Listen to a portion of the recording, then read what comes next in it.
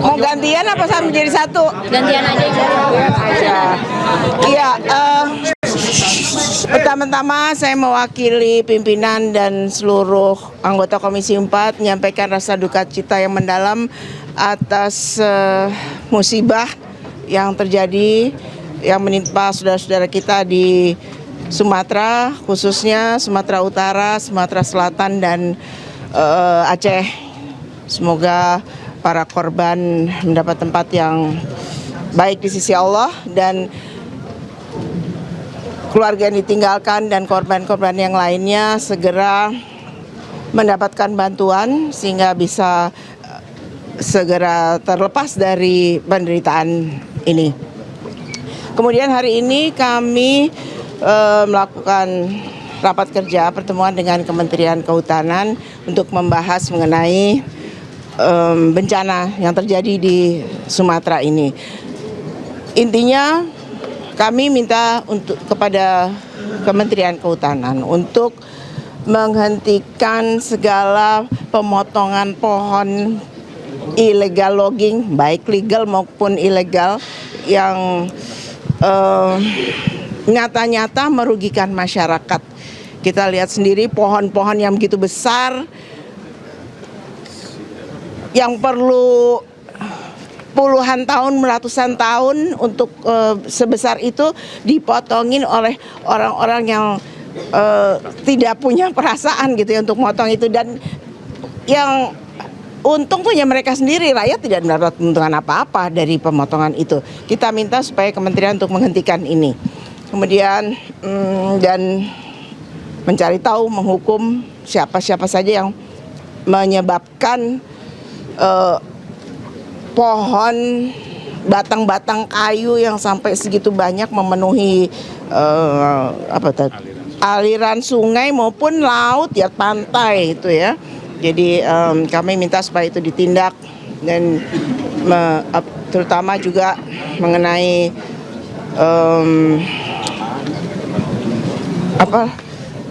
pembukaan lahan untuk baik itu perkebunan atau pertambangan itu dikaji lagi amdalnya, jangan main kasih aja.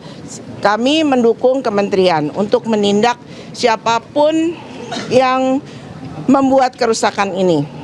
Nggak usah takut apakah itu di belakangnya ada bintang-bintang, mau bintang 2, 3 atau berapa, itu kami mendukung kementerian supaya ditindak dan tidak terjadi lagi. Tidak hanya di 3 daerah yang dilanda bencana ini, tapi juga di seluruh Indonesia. Secara itu, kemudian kami juga dari Komisi 4 akan membentuk panja alih fungsi lahan. Jadi untuk supaya bisa membahas lebih lanjut lagi apa-apa ke depannya yang boleh dan tidak boleh dilakukan. Saya rasa itu.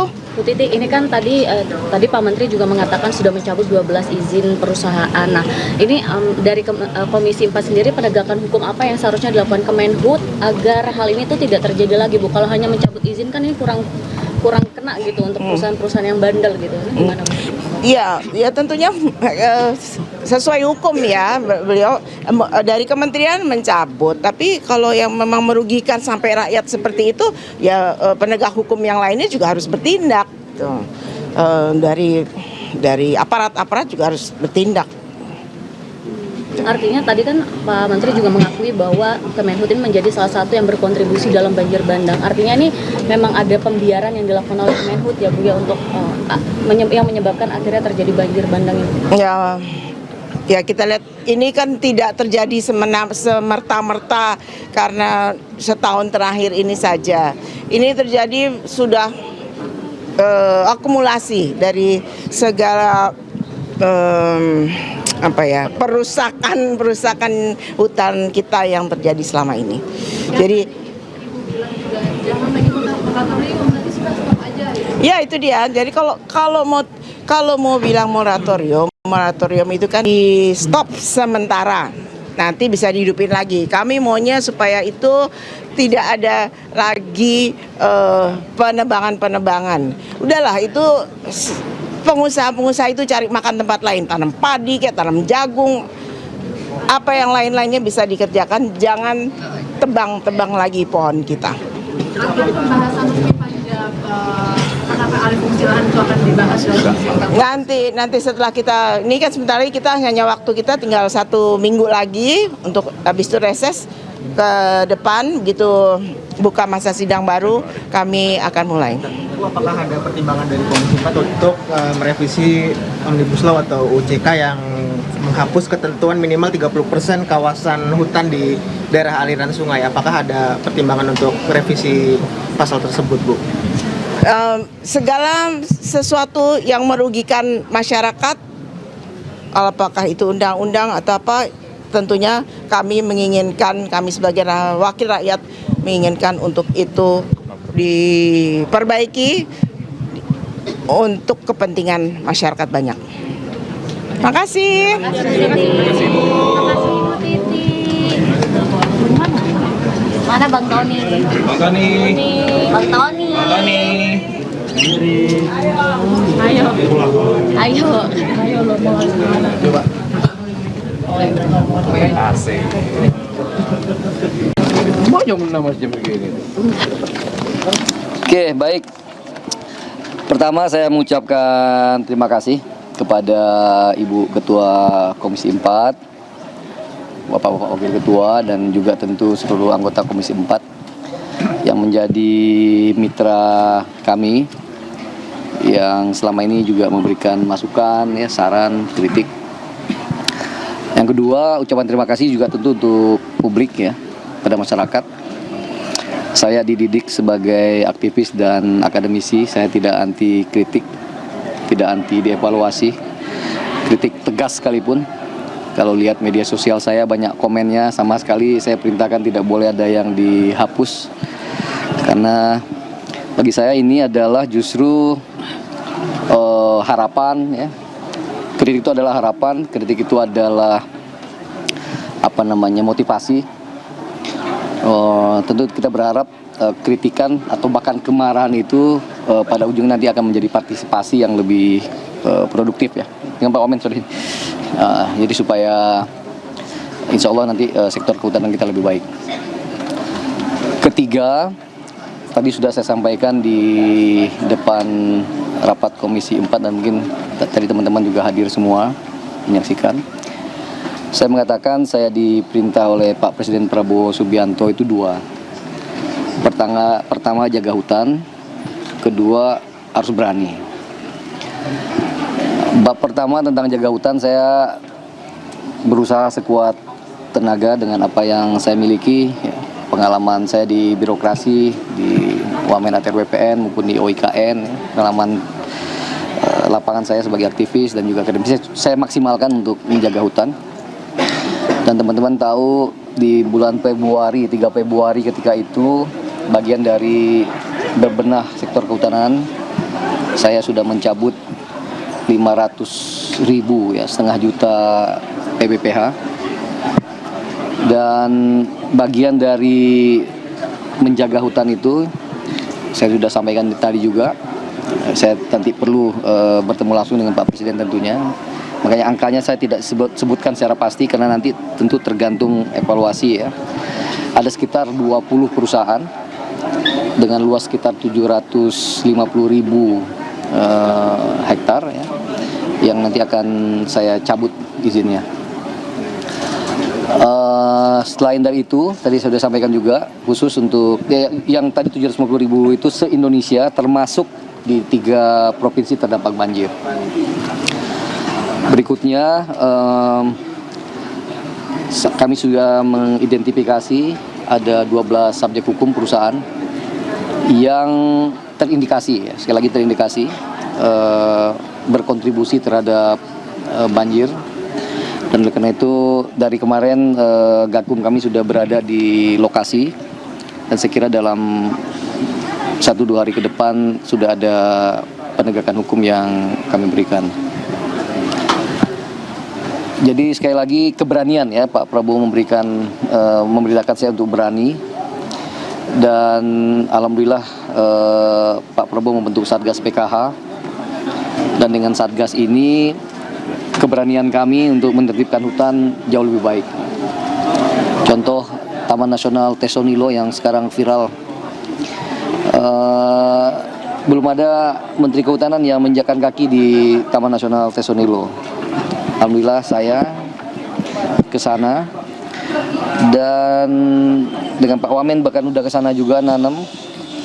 Kita berharap rumah gajah Sumatera, gajah domang ya, yang jadi ikon di Taman Nasional Tesonilo itu, yang sekarang hanya memiliki 12.000 hektar ya, habitat mereka untuk makan, untuk mencari, untuk melakukan berkeliling mencari makan.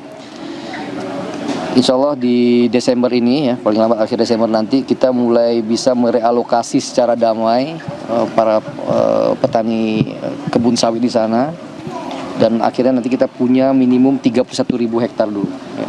Yang kemudian nanti sisanya sekitar 50.000 lagi secara persuasif akan kita komunikasikan dengan masyarakat ya, agar sekali lagi perintah Pak Presiden, apa yang menjadi hak satwa, karena beliau seorang pencinta satwa ya, akan diberikan kepada satwa. Teman-teman masih ingat, bahkan beliau mendonasikan ya, awalnya 20.000 tapi sekarang dia bilang 90.000 ya, untuk kemudian untuk koridor gajah di Pesangan Aceh.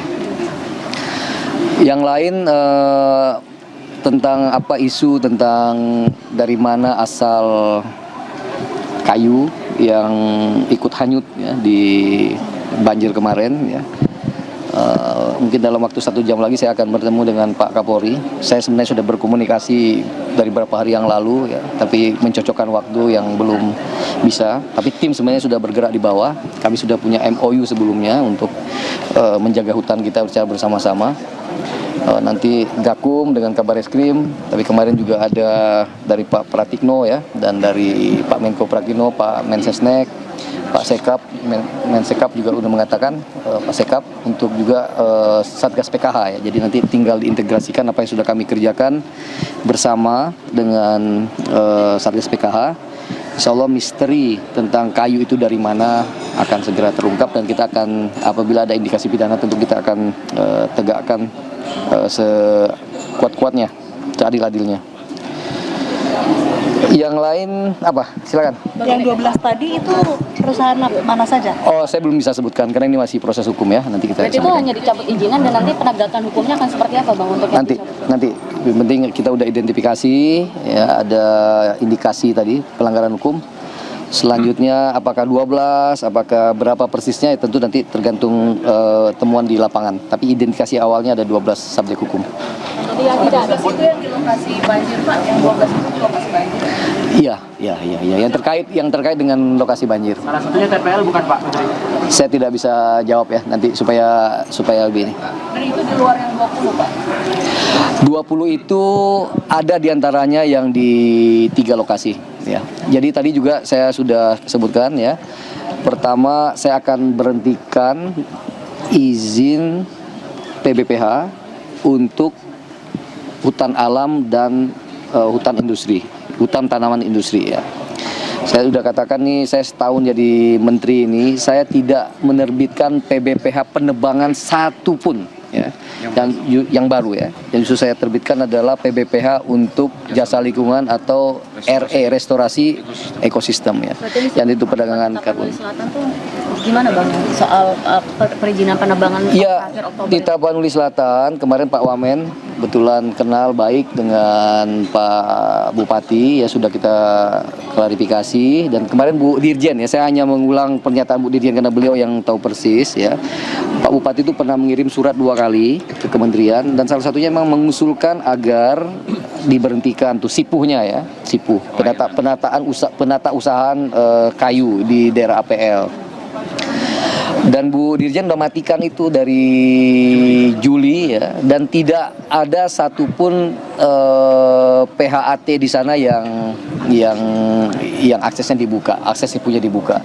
Jadi kita mungkin maklum ya, beliau sedang menghadapi tekanan di bawah yang luar biasa ya. Tapi beliau malah mengirim surat di bulan November itu malah mengapresiasi apa yang kami lakukan. Tapi memang beliau mengatakan bahwa ada indikasi ilegal yang ilegalnya masih jalan gitu loh. Jadi sipuhnya sudah ditutup, artinya tidak bisa lagi mereka secara legal menjual. Tapi beliau mengingatkan kita masih ada tuh sepertinya bukaan gitu. Dan oleh karena itu waktu itu Gakum juga turun ya, dan ada salah satu kita tidak lanjuti. Kemenhub ada target waktu untuk menyelesaikan yang juga merusak hutan masih Sesegera mungkin. Saya tidak punya deadline. Perintah saya kepada Dirjen Gakum sesegera mungkin sehingga terang benderang kepada publik. Ya, cukup ya. Terima kasih.